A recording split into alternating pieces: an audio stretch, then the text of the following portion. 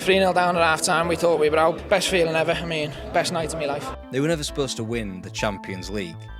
They had a new manager in a foreign land, they lost Michael Owen, and Steven Gerrard almost followed him. They were seconds away from elimination against Olympiakos, were up against it in Turin and in West London. And that's before we even get to Istanbul, where 6 minutes of magic helped lift Liverpool's 5th European Cup.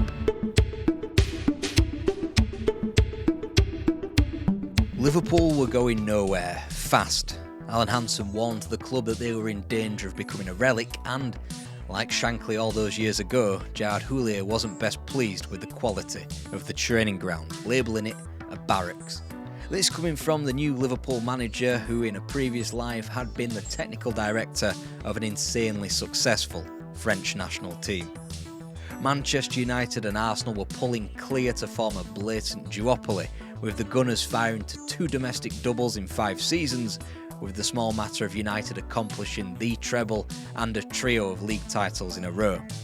Liverpool just gobbled from underneath. The club were desperate to seek out any form of advantage or leg up, so sought out external investment from overseas. This became even more paramount when, to paraphrase Arsenal chairman David Dein, Chelsea's new Russian owner Roman Abramovich pitched up with his Russian tanks in West London.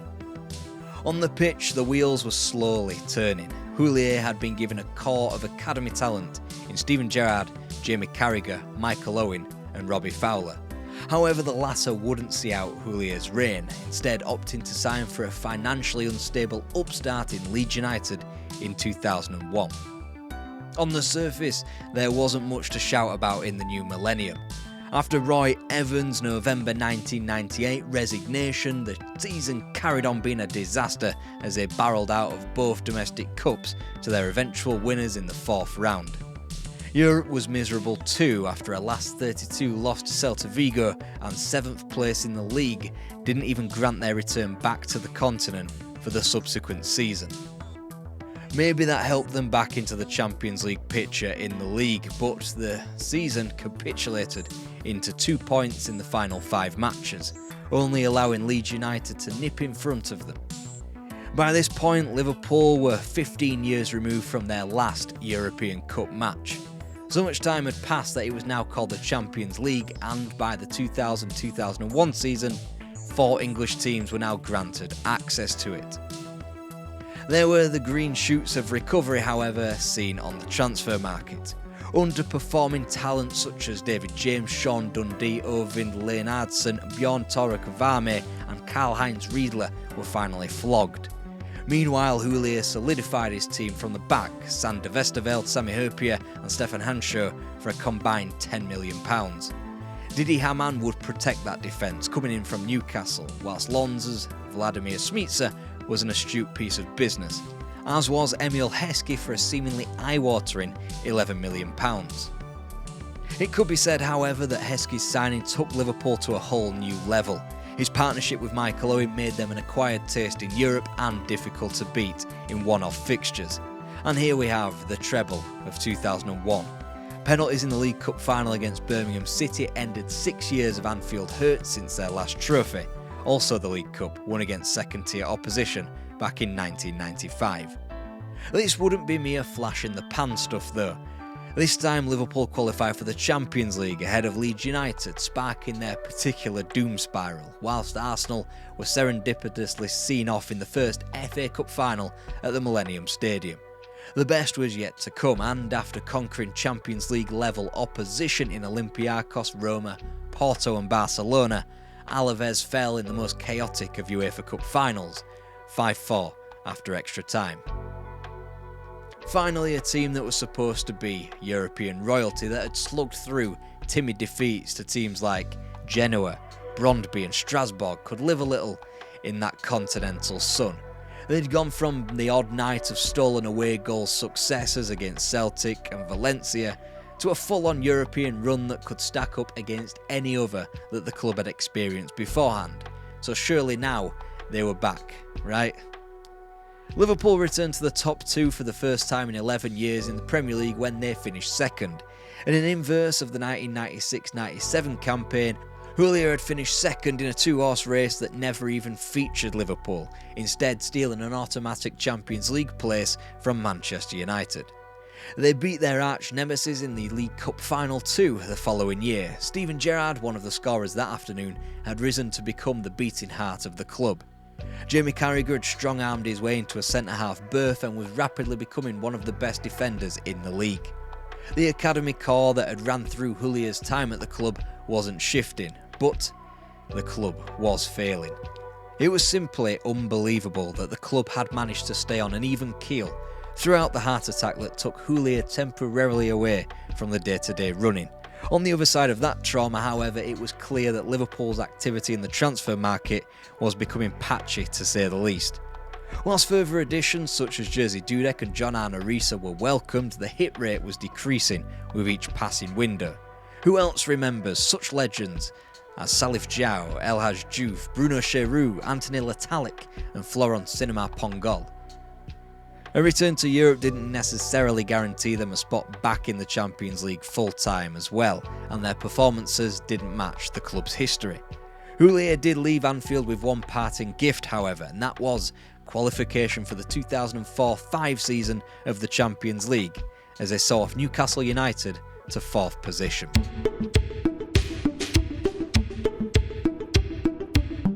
The contract was up, there was less appetite to renew it, and Gerard Houllier probably agreed that his job at Liverpool was done. He walked, and maybe his successor could run. In through the famous gates in the summer of 2004, a European champion who didn't espouse the fact that he was a special one. That particular fanfare was reserved for the free-spending Chelsea, who had their best season for half a century in the league, only to sack Claudio Ranieri for Champions League winning coach Jose Mourinho. Rafael Benitez's entrance to Liverpool was comparatively through the back door under the cover of darkness. Enshrouded in relative secrecy, Rafa's plan was to install a tactical acumen to what was a rebuilt Liverpool team.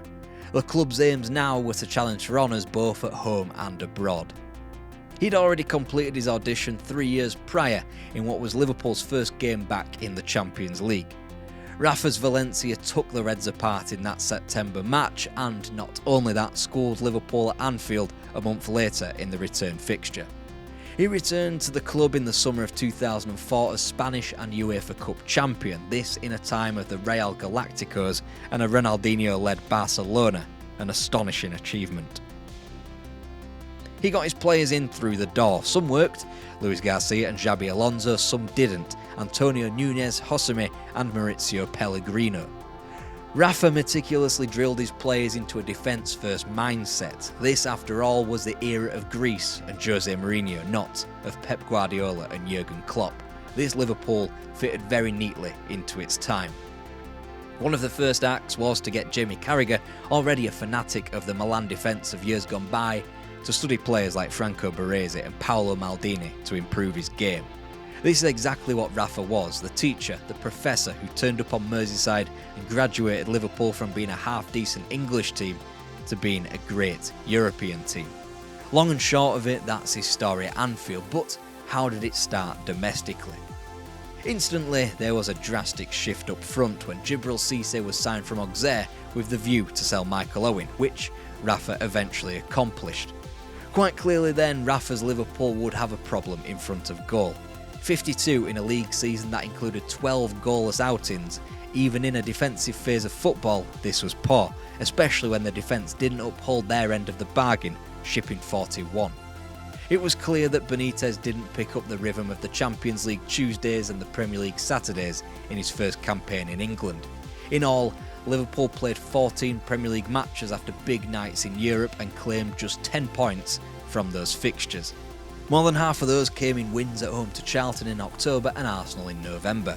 Elsewhere, they settled for a pair of draws against Spurs as well as against Blackburn and Middlesbrough, and a shocking 7 defeats, which accounted for half of their league losses in the 2004-05 season.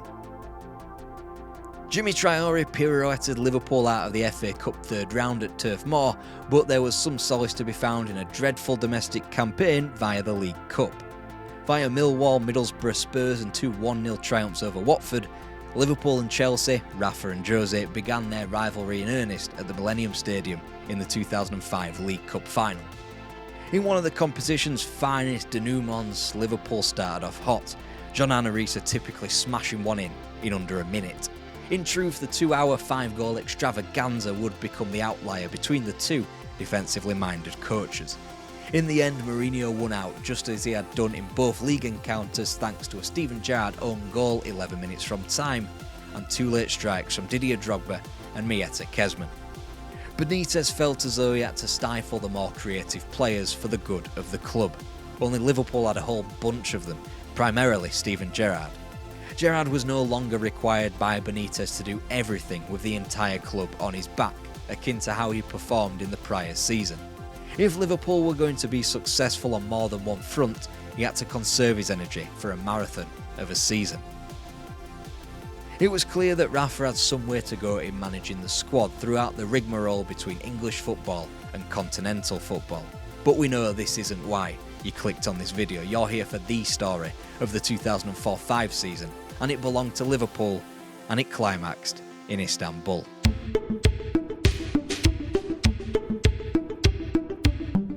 Since the Heysel disaster of 1985, Liverpool only tiptoed back into Europe's top competition in 2001, and evidently they were some way removed from their European Cup heyday.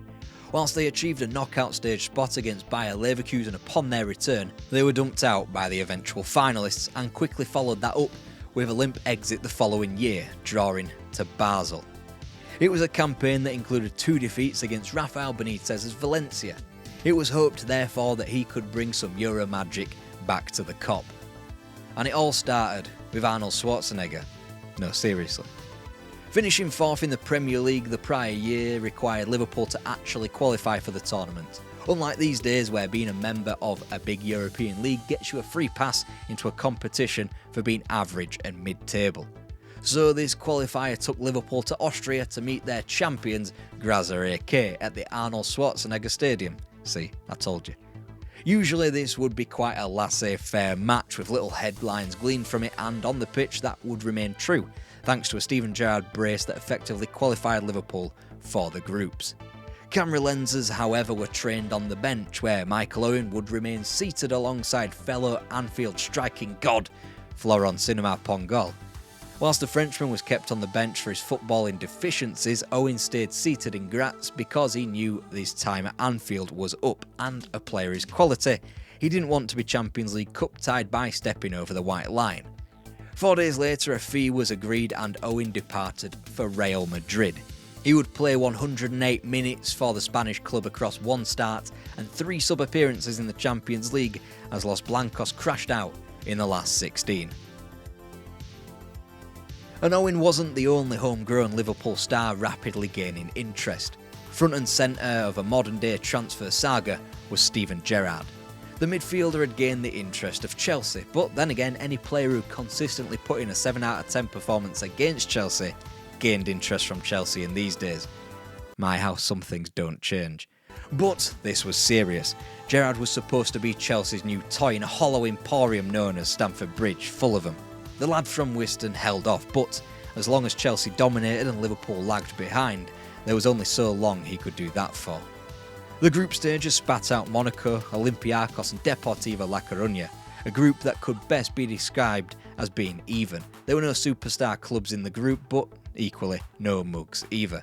Liverpool returned to the competition in the perfect manner via Djibril Cissé and Milan Barros in a 2-0 home triumph against Monaco.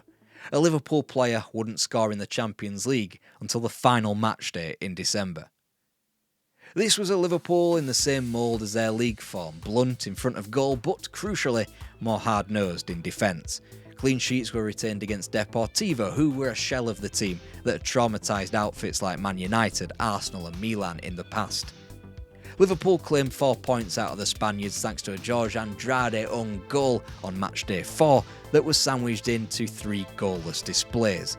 A narrow defeat in Piraeus and the same 1-0 defeat in the Principality of Monaco, it meant 3 scored, 2 conceded and just 7 points from 5 matches. Liverpool were in deep trouble. The situation remained cut and dry with Olympiakos to come. Monaco were through, likely as group winners, whilst Liverpool needed to beat their Greek opponents in front of the Kop. UEFA's head-to-head ruling, though, made that task a smidge harder, as they would have to win by 2 clear goals. When Rivaldo scammed a free kick through the Liverpool wall, the Reds had a second-half mountain to climb. They added bodies up top. One of those, Florence Cinema Pongol, who we've spent 15 minutes roasting today, tapped the first in. Another sub-academy graduate, Neil Mellor, rebounded a second in, following up from his majestic winner against Arsenal some 2 weeks prior. It left 9 minutes for Liverpool to find a winner in a match they were already winning. To make a cup run legendary, you need a moment like this. You need extra time against Napoli if you're Chelsea in 2012. You need a Turin turnaround if you're Man United in 99. This European glory needed who else? Steven Gerrard to roar Liverpool's third goal in on the half volley with 4 minutes to play. Thunderous, the Kop even more so, Andy Gray famously on commentary, giving it some of his best from the gangtree. Oh, you beauty! What a head, son! What a head! One of the all-time Champions League moments, one of the all-time sliding doors moments in modern football history. Now they were into the knockouts, now what? Bayer Leverkusen were pulled from the hat to face Liverpool, a team who had whipped Real Madrid and eliminated Roma from the groups, and a team that had dispatched of Liverpool the last time the pair met. The uncharacteristic 3-1 scorelines kept coming as Luis Garcia and John Arne Riise netted early on at Anfield, and Didi Hamann applied some breathing room with a third in second half stoppage time. That scoreline was dirtied somewhat by Leverkusen's late consolation, giving them what could be a vital away goal. That myth was dispelled within half an hour as Luis Garcia came up with 2 more crucial Champions League goals. The 4-minute spell put Leverkusen out and sent Liverpool to only a second European Cup quarter-final in 20 years. The tests would ramp up considerably now, as Liverpool were handed not only Juventus on the 20-year anniversary of the Heysel disaster, but a potential semi-final against one of Chelsea or Bayern Munich. This is where peak Champions League Rafael Benitez would come into his own. Again, the Kop roared Liverpool into an unassailable home lead in the quarter-final via Semi Hyypiä and, of course, Champions League Luis Garcia in the first 25 minutes. Again, however, Liverpool shipped an away goal in the second half to Fabio Cannavaro. It left the tie on tenterhooks with the Turin second leg 8 days later. If you've spent more than 6 minutes around football, then you know the landmarks of this particular Champions League run. The Gerrard goal against Olympiakos, the goal from the moon, and a whole abundance of memories from Istanbul. Arguably the most important evening came on April the 13th away in Turin. Steven Gerrard and Didi Hamann were both injured, so Rafael Benitez was forced to deploy a midfield 3 for the ages of Xabi Alonso, Antonio Nunes and Igor Biscan. Alonso, whilst canonised by Football Now, was still only in his first season with Liverpool and hadn't played regular minutes for months. The other two were, well, Antonio Nunes and Igor Biscan. Behind that trio was another trio of Sami Hyypiä, Jamie Carragher and Jimmy Traore. Liverpool were going to sit back and withstand for 90 minutes. Facing players like Zlatan Ibrahimovic, Alessandro Del Piero and Pavel Nedved, Liverpool stood firm and got out with the 0-0 draw. It was exactly the type of star-making performance that made this Liverpool team. Never, between the eras of Dalglish and Houllier, would a Liverpool have been able to do that back in the Premier League, never mind away to a European giant such as Juventus at such a crucial point in the season. Next, Chelsea, just another chapter in what would become a never-ending story between Benitez and Mourinho. The gap in the Premier League would be 37 points. The gap when the team started the tie and started the second leg back at Anfield, nothing. Cup competitions being the great leveller and a weight of history in the competition behind Liverpool, the semi-final was enticing to say the least. Jose's 4-3-3 played Rafa's 4-1-4-1 as the key matchup, as number 10 Steven Gerrard and number 6 Claude Makelele played out exactly what you'd come to expect from this Chelsea and Liverpool over the coming decade. It was a match on a tactical knife edge and one split, controversially, by Luis Garcia's opener in front of the Kop. Was it or wasn't it over the line? Come the end of a gruelling 3 hours with just that one goal to count for it, nobody on the Kop cared that night. Liverpool were going to Istanbul to meet AC Milan. They hadn't conceded for 257 minutes in the Champions League since a throwaway Leverkusen goal in the last 16. On the 258th minute of that run, they would concede, thanks to Paolo Maldini's early goal from a free kick. The build-up to the game could be construed as disastrous, and the start on the pitch was just as much so. First off, let's look at the lineups. Liverpool had no right to win this match from this alone. Secondly, Rafael Benitez decided to completely shun his defensive-first mindset when playing Harry Kewell instead of Didi Hamann. Gone was the safety blanket, as Gerrard called Hamann, and in was the Australian who Rafa had a soft spot for. It was Harry Kewell versus Andrea Pirlo. It was Kaká versus nobody. The battles between the lines would only be won by one team. Rafa had removed himself philosophically from the tactics that had unsheathed Juventus and Chelsea, reasoning that they should have been confident for the final. With two number 8s in Alonso and Gerrard, Kaká was allowed to run things behind them, and it directly resulted in goals 2 and 3, both from Hernan Crespo before the half-time mark. Match over. Benitez had a chance to say he got things wrong when Harry Kewell had to be removed through injury on 18 minutes, but the Spaniard plugged away at his idea, sending on Vladimir Smicer instead of Hamann. 3 goals down, the whole world now expected by how much as opposed to who will win. The teams returned to the dressing room silent. Milan through concentration, Liverpool through complete bewilderment. Jimmy Traoré, at fault for the first goal and shaky throughout, was immediately told to hit the showers as Didi Hamann warmed up on the pitch outside. He'd be pulled back in, hopefully with some clothes on, after Steve Finnan was forcibly removed from the 11 after injury. For a brief moment in time amidst the half-time chaos, Liverpool's chalkboard read 12 players on it. Once the fog cleared, Rafa announced his changes. The defensive 3 would return from Turin, Traoré, Hyypiä and Carragher. In front of them, the defensive wall of Didi Hamann alongside Xabi Alonso. Steven Gerrard was flung further forward, next to Luis Garcia, with Milan Barros up front and Smicer wide. You'll Never Walk Alone was sung like never before, akin to a funeral procession, making peace with a haunting 45 minutes of football, then a rousing, let's smash these lads. Suddenly an energy matched with sufficient security. Then the deluge. Gerrard's header, Smicer's drive, Alonso's rebound. Milan 3, Liverpool 3. Hernan Crespo said, "There were goals we knew we could expect from Liverpool. Not those goals. Those were strange goals." 6 minutes, an outlier, the game simply resumed into its slumber of Milan dominance, albeit with less control and less punch than before. Serginho injected a bit of pace, and Gerrard's move to right wing-back inferred Liverpool's fright at the Brazilian substitute, before one last extraordinary moment in a final full of them. Jerzy Dudek's double save from Andrei Shevchenko, the greatest single save, certainly in Champions League history, but maybe even in the sport's history.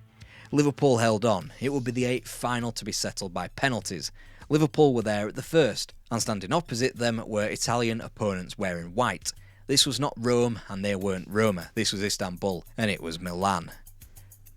After weeks of studying Milan penalties, Jerzy Dudek had Jamie Carragher in his face, attempting to tell him what Bruce Grobbelaar did in that final all those years ago. In his head, Dudek screamed, "This is the fucking Champions League final. I can't do Mickey Mouse things. I am not that kind of showman." Of course he would do those kind of Mickey Mouse things, and once Serginho blazed over and Andrea Pirlo was thwarted, there was only Dudek and Shevchenko, stood 12 yards apart, with the destiny of the Champions League trophy sat between them. Shevchenko went down the middle. Dudek dived out of the way but caught the errant kick with his boots. Liverpool, in the most miraculous method imaginable, had won the Champions League. Hernan Crespo's account gives the best tale of what a magical night Istanbul was, better than any delirious player could. He said, "I needed to see Steven Gerrard with that trophy. I needed it because I felt like I was in some kind of dream. I had to convince myself it happened, and yes, it did happen."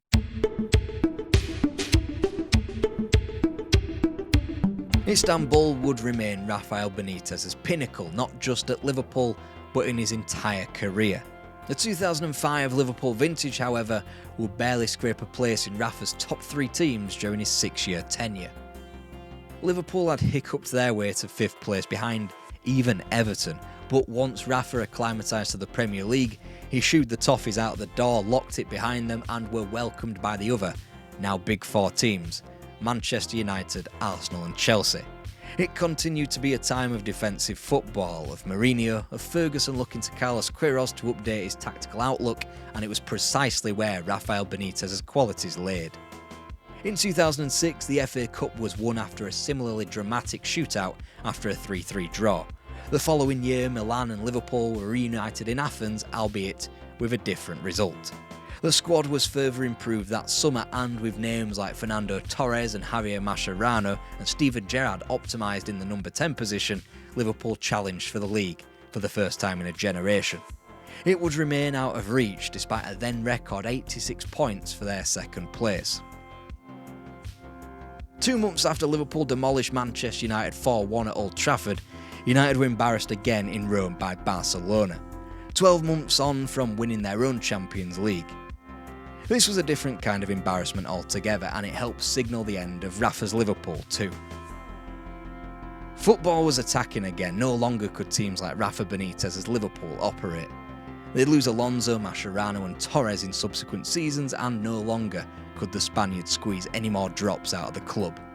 They'd gone through hell and back off the pitch thanks to the botched ownership of Tom Hicks and George Dillette, which threatened administration.